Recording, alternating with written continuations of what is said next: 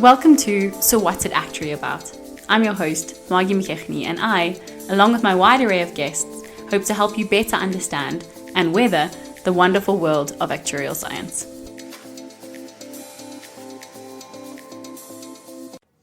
Hello, and welcome to today's episode. We are joined by Caesar. Thank you so much for joining us, Caesar. Thank you for inviting me.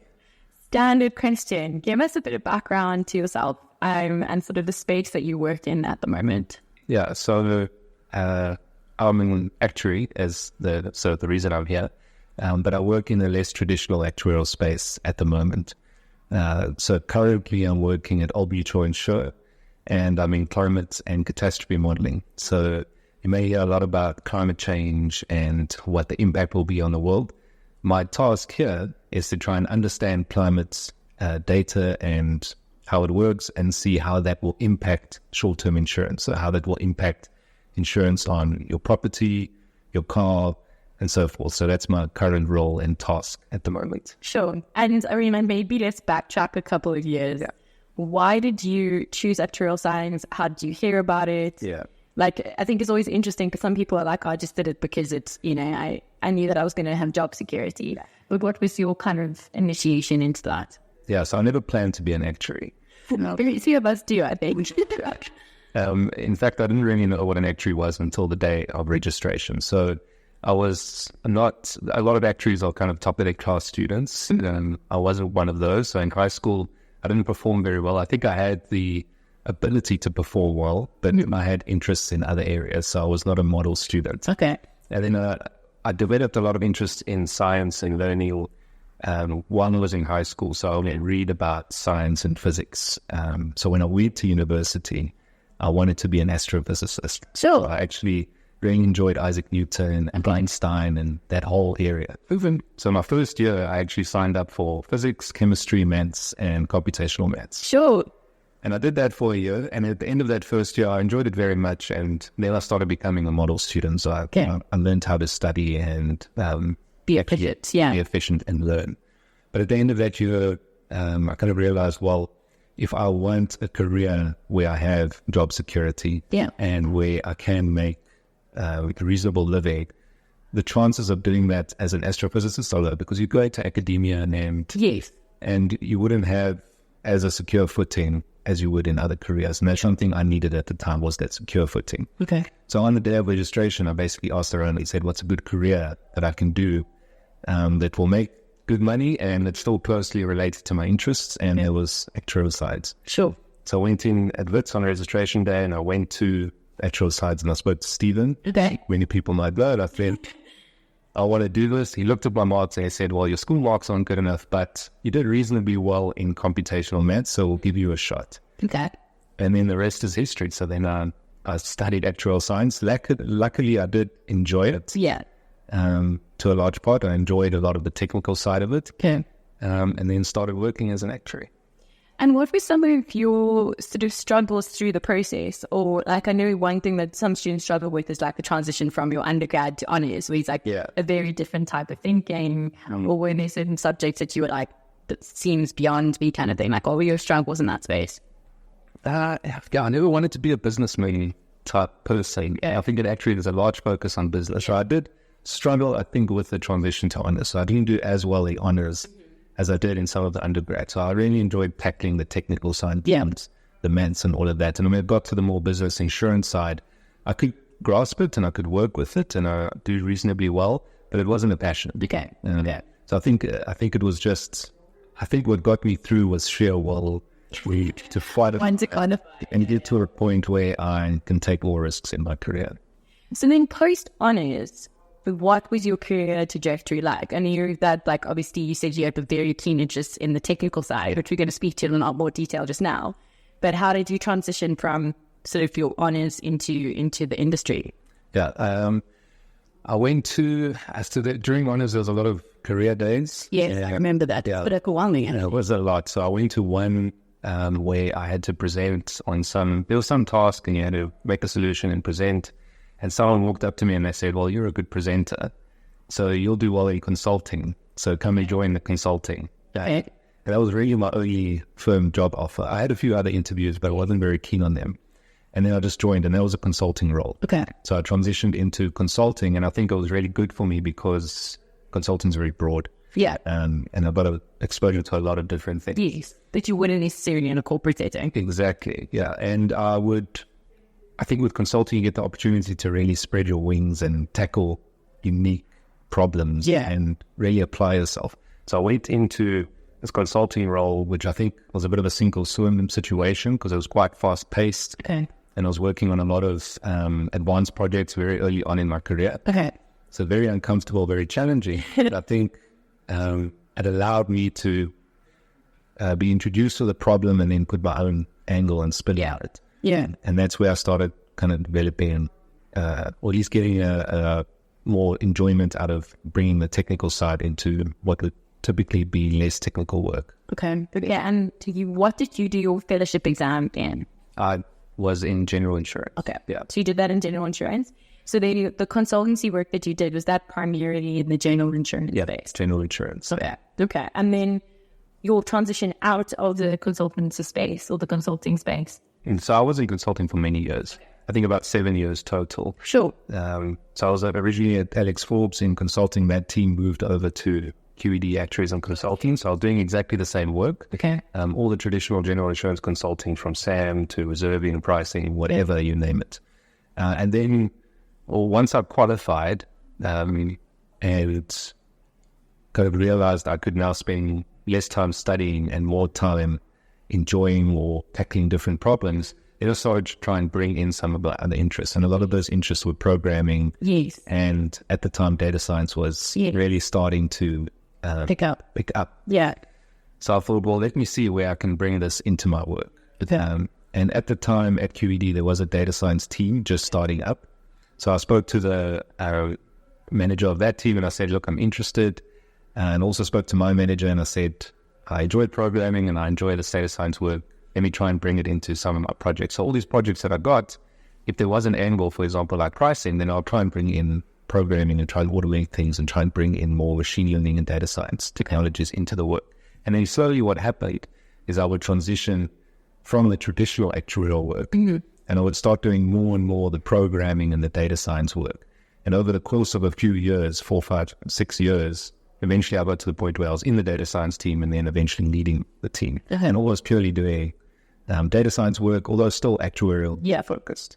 And so in data science, it's a very broad kind of discipline which is constantly sort of morphing because of how technologies are developing. But it's not something that we necessarily have a massive focus on in actuarial science studies, although that there is a change in that space. How did you go about building that proficiency for yourself? I mean, was there courses that you did? And did you just sort of kind of seal your way in projects, etc.? Or was there a more structured way that you went about it? Yeah, I think the actuarial studies do give a foundation understanding to some of the statistics that underlie data science. Yeah. So I had that knowledge as a base. And then to learn the actual technologies and the programming, it was all in my spare time. I would basically go onto YouTube was my main source, and I would search things and say, well, how do you do this? How do you do X, Y, Z? And watch a lot of people. And eventually you find people you like. So there was a guy called Harrison something, and he posted a lot of data science videos, and I would just watch all of these videos, and then I would try things. Yeah. Let's say the aspect of practicality, right? You actually have to get your hands dirty. Yeah, so I would try a bunch of things in my spare time, make cool projects, and then I'd go to work and I'd try and do something related to that in the work. So it's a bit of on-the-job learning, but most of the learning was just through YouTube in my own time. So I didn't really do any formal courses. I thought about it a lot. But I think a lot of the courses, because data science was quite new, they were quite unstructured and you weren't really sure if you're going to get the value. Yeah. And the thing I like about the data science and software development world is it's very open. So people openly share all the knowledge. So unless you want the credential of a degree, you can learn everything you need off of the internet for free, basically. So a lot of it was just spare time. So pick a project and just dive in and try and do it. And I think just for our listeners, talking about sort of data science and machine learning, etc., could you maybe define or unpack what machine learning actually is? Because I think, we throw around all these sort of instant jargon words, like AI, machine learning, and no one not no one, but people kind of don't have a deep understanding of what that is. So how would you, to a layman, explain what machine learning is? Yeah. So there's a lot of famous pictures where you see a whole bunch of bubbles coming from like a large bubble and then a subset in a subset.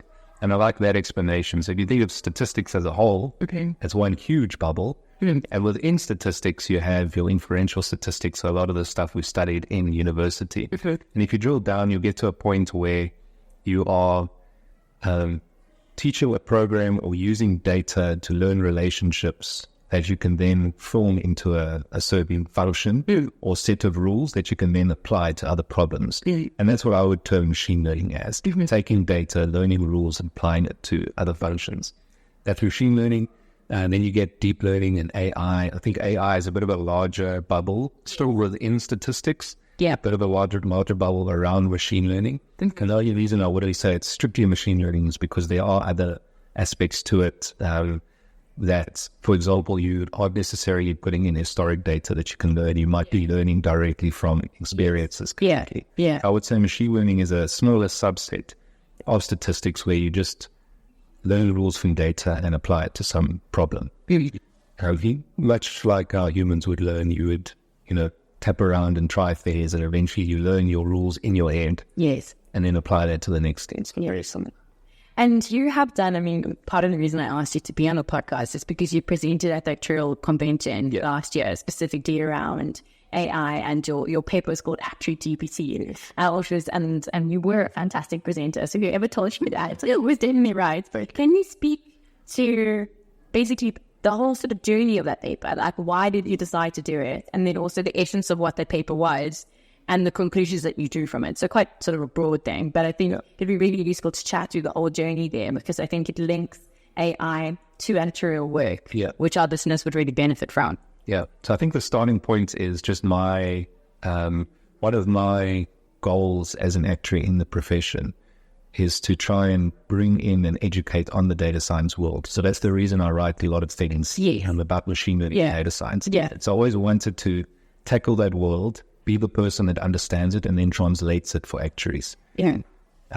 And around the end of 2022 was when ChatGPT came out. Yes. And a few months before that, there was a lot of talk about large language models, but unless you were in the space, you wouldn't really have heard about it. But when it exploded onto the scene in November 2022, and everyone was using it and talking about it, and then I was using it and I saw how powerful this technology is, I thought, well, this is obviously going to change how a lot of industries do work. Yeah. And change how actuaries do work. So I thought it would be really great if there was one place where you could go and understand, just a single repository and understand what are large language models, how can we use them, how do we benefit from them. And at the time, there was nothing really in any industry. So I thought it would be great to do something like that for the actuarial industry. So I thought, well, I'll write a paper on what large language models are and how actuaries can use it. And that was the start of Actuary GPT. And it was also to answer questions myself, because I thought, how can I use this? What will this mean for the profession? And to answer that question for myself, I started writing the paper. Sure. And so in doing that, you've spoken about your goals in it. So, but how did you approach it? How did you then say, okay, this is the parameters of the paper I'm going to write, and this is how I'm going to see, sort of how I'm going to get to conclusions. How did you know how to go about that, and what was the process that you took in actually writing the paper? Yeah, I didn't really know at all how to approach it, because a traditional research paper, you start with a question and you want to test an hypothesis. Yeah. Where that paper was more, I start with a question and then I want to see where it goes. Yeah. I guess you could say the hypothesis is, will it be useful for actuaries? But it's more open-ended. So I basically thought about a structure. If I was to read something like this, what would I want to know? So I'd want to know what large language models are. Let's stop there. Maybe unpack that. So what large language models are, and going back to machine learning and AI, they are basically currently the biggest, largest, most complex AI machine learning model you can get. So we can go really deep into the technical details of how they work, but I don't like to do that because I think it just puts this massive block between what they are and what you currently know. Yeah. You have to dig through this whole